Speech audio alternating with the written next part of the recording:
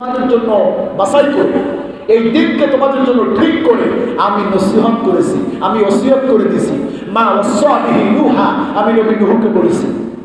ওয়া মা ওয়াসাইনা বিহি ইব্রাহিমা ওয়া মূসা ওয়া ঈসা, যত নবীরা আসছে সমস্ত নবীদেরকে আমি আল্লাহ বলে দিয়েছি আন আকিমুদ্দিন, আমি যে তোমাদেরকে জীবন ব্যবস্থা দিয়েছি ওটা কায়েম করো। ওটা কি করো?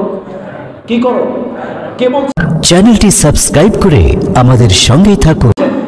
আল্লাহ বলছেন কায়েম করো, দিনকে বিজয়ী করো, ইসলামকে বিজয়ী করো, তবেই তোমাদের মধ্যে শান্তি। আর নাকিমুদ্দিন ওয়া লা তাতাফাররাকু ফি, খবরদার এই দিন কায়েমের মধ্যে তোমাদের যেন কোনো মতবিরোধ না থাকে।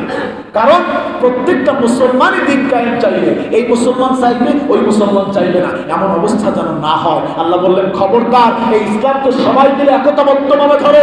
ওয়াতাসিমু বিহাবলিল্লাহি জামিআন ওয়া লা তাফাররাকু, খবরদার ইসলামকে নিয়ে তোমাদের মধ্যে যেন কোনো মতবিরোধ সৃষ্টি না হয়। কেউ চায় কেউ চায় না, কেউ বাস্তবায়ন করতে পক্ষে কেউ বাস্তবায়ন করার বিপক্ষে।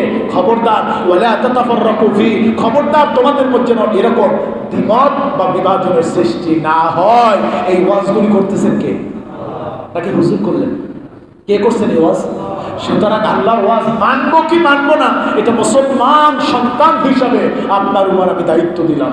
আমাদের কি করণীয় কি করণীয় নয়, এই সমাজের মধ্যে যদি ইসলাম কায়েম হয় শান্তি আসবে কি আসবে?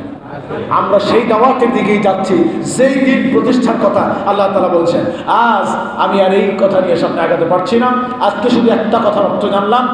প্রথমত অর্থ হলো দিন শব্দের অর্থ একনিষ্ঠতা, দিন শব্দের অর্থ হচ্ছে দায়িত্বশীলতা, দিন শব্দের অর্থ হচ্ছে জীবন ব্যবস্থা। এই তিনটা অর্থ জানলাম দিন শব্দের অর্থ। এরপরে আসবে দিনের দাওয়াত, দিন কতটুকু আমাদের জন্য জরুরি। আল্লাহ তাআলা কথা বলে আমল করার তৌফিক দান করুন। ওয়া আখিরু দাওয়ানা আলহামদুলিল্লাহি রাব্বিল আলামিন।